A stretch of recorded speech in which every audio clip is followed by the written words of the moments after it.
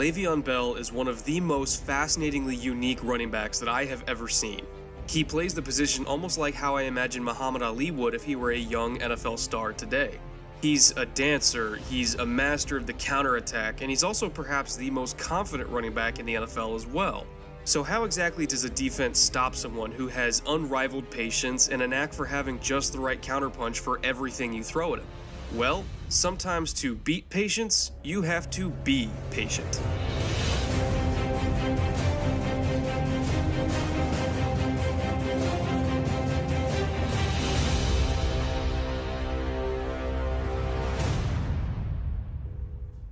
You are going to hear it about 15 times during every Steelers broadcast this season. Le'Veon Bell is going to rip off a big run, and inevitably the announcers are going to gush about just how patient of a runner he is. They're going to talk about how he takes his time for his blocks to set up and how he waits until just the right moment to make the cut. But what does that actually mean? In Bell's case, it means his ability to punish mistakes from defensive linemen and linebackers. You look at his 2 games against the Dolphins last season where he collectively averaged well over 5 yards per carry, and Bell was consistently able to use his patience to take advantage of Miami's lack of discipline within their defensive front. See this run from the second quarter of Week 6 as an example. The Steelers are in 13 personnel, meaning 1 back and 3 tight ends, and they're running a play called 28 lead, or as some call it 28 wrap. It's a fairly typical gap scheme run that is aiming to attack the strong side defensive end, Cameron Wake, and the Sam linebacker who at the time was Donald Butler. You've got a quick double team on Wake to widen him out of the D-gap, after which tight end Xavier Grimble will advance to the second level to take on Butler. Behind Grimble, you've got Jesse James wrapping around the block on Wake to act as a lead blocker for Bell on the second level. If everything is executed correctly, he should be able to kick out the safety and give Bell a gigantic hole to run through. Meanwhile, next to that double team, the play side tackle and guard try to wash the 3 technique Ndamukong Suh down the line with a double team of their own. Also, this is really worth noting, look at the play side A-gap and backside B-gap splits for just a second. Look at how wide those splits are. That's bait for Kiko Alonso and Neville Hewitt, who are the Mike and Will linebackers respectively. Usually if your gap is split that wide on the line, it's a huge red flag that the run is going into that gap. Because the wider the split, the wider the defense has to align around it, and theoretically that wider alignment gives the running back just a little bit more room to work with. But again, like I said, that's just bait. They want Alonso and Hewitt to see those wide splits and immediately think the run is going there, and of course they both fall for it. The Steelers want them out of the picture because this run is designed to go into the D gap, not the A gap. And if the linebackers come screaming downhill into that A gap, it will be almost impossible for them to work back across the grain to the D gap before it's too late. So that's the concept behind this play, and it's a very good defensive look to run it against because if Alonso takes the bait, which he does, that gives the Steelers a 5-on-4 numbers advantage in terms of blocking on the front side of the play. That being said, if the Dolphins are disciplined and play gap-sound defense as a unit, this kind of run is also very easy to plug up and stop before it gets any momentum whatsoever. Now, after the snap, things seem to be going pretty well for Pittsburgh. Suh is getting washed down laterally on the line of scrimmage by the double team. Alonso took the bait in the A-gap on the wide split, so he's about to get caught in traffic himself. Grimble takes on Butler, charging hard downhill, and James is starting to wrap around the block on Wake.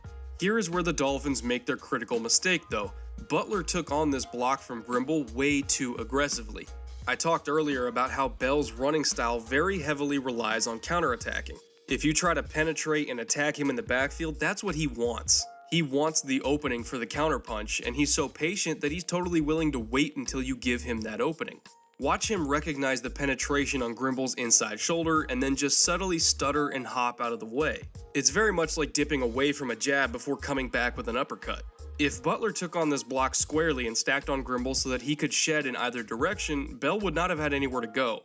He doesn't like to make his move until the linebackers make their moves, so if they make their move too early, it's really easy for Bell to counter.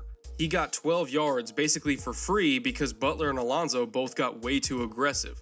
Instead of stacking and forcing Bell to stutter around in the backfield and make a decision, they made a decision for him. You have to be patient against a patient running back. There is no other way to stop it.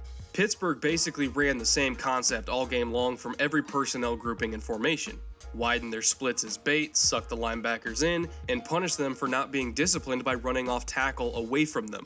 The Dolphins played into Bell's hand the entire time and never corrected themselves. The Bills did the same thing in Week 14, the game where Bell racked up 298 yards from scrimmage with 236 of them being rushing. It was an entirely preventable record-setting performance. Third quarter here, and linebacker Preston Brown again got too aggressive and tried to meet Bell early in the hole instead of staying disciplined and mirroring the fullback to take on the Bob block. Bob block meaning back on backer, by the way, in case you weren't familiar with that terminology. Brown is the Mike backer here, staring at an ISO run from 22 personnel. His one job is to take on that fullback wherever he may go, create a pile of bodies at the point of attack, and let everyone else clean it up. That's it. That's all he has to do. Instead, he got greedy, he saw Bell's jersey flash into that B gap, and he tried to take matters into his own hands, completely ignoring the fact that the fullback had already shifted one step over into the C gap.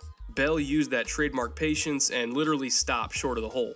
He stopped moving because Preston Brown just filled that gap, expecting Bell to run straight into his waiting arms, but that's not what Le'Veon Bell does. If he sees you in the designed hole on the play, he's going to stop dead in his tracks and he's going to look for a way out. It's your job as the Mike linebacker to not give him one, and Brown failed at that job. Bell got 8 more yards for free in the red zone, and then on the very next play scored a walk-in touchdown from 5 yards out. That is just inexcusable for the Bills' defense. People always talk about this running style, and they talk about Bell's tendency to completely stop moving behind the line of scrimmage while waiting for his offensive line to open up the hole. But it's not really that he's waiting for his offensive line to open it, he's waiting for the defense to screw up and open it themselves. He's waiting for them to get too aggressive. It's like a fisherman putting out live bait for a pack of barracuda, and as soon as they smell blood in the water, he knows he's got him hook, line, and sinker. I think this unique style is very hard to play against if you haven't seen it before, and this Bills defense had never seen it before. They didn't really figure out how to stop him until late in the fourth quarter when it was already too late, and of course Pittsburgh came out with a win in that game primarily because of Bell's dominance. But when you look at the Week 9 game against the Ravens, a defense that has seen Bell many times over the course of the last few years, it was a totally different story. That was easily Bell's worst game of the season. 14 carries, 32 yards, and they would end up losing 21-14. Baltimore plays physical, grown man football against the run. They always have and they always will. But more importantly, at least in this game, they played disciplined football.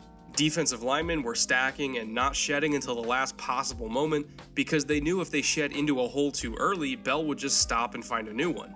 The linebackers also did a great job of not being too aggressive. They didn't come downhill and fill those gaps until Bell fully committed to one.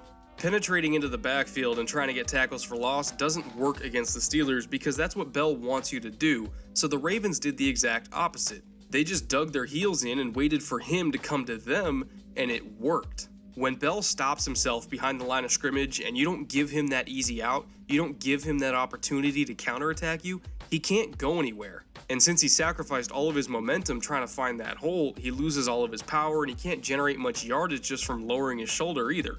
In the final quarter of the Bills game, the Buffalo defense finally caught on to that and it worked beautifully, but like I said, it was just too little too late. The interior defensive line was stacking and holding their ground until the last possible second, the Force players were staying disciplined and not giving up the edges, and the linebackers stayed patient and waited for Bell to make the first move before they committed to coming downhill. That discipline among the linebackers completely froze Bell in place because he had nowhere to go, they weren't giving him any free lanes, and the safety finally came through and cleaned it all up. Bell's patience can really screw with the timing of a defensive front, but the same goes for the other way around. If your linebackers are patient on the second level, it screws with Bell's timing too. And the Ravens know that, it's why they had success against him in Week 9.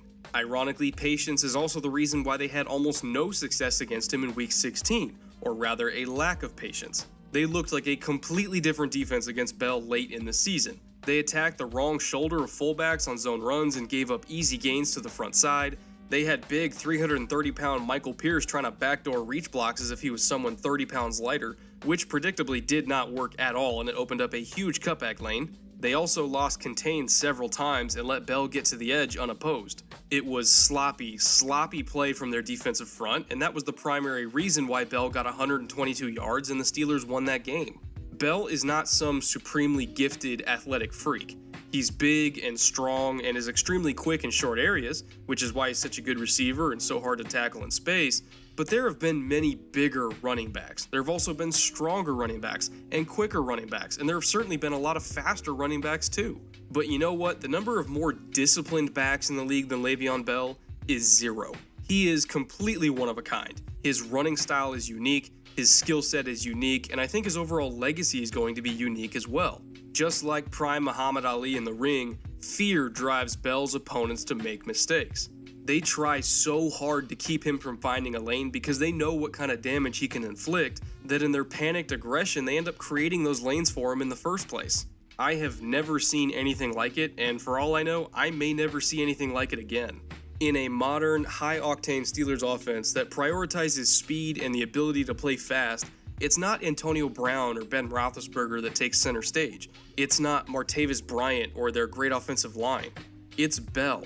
Just think about this the next time you watch a Steelers game. The engine of one of the fastest offenses in pro football is the one man who intentionally slows every play down to a crawl.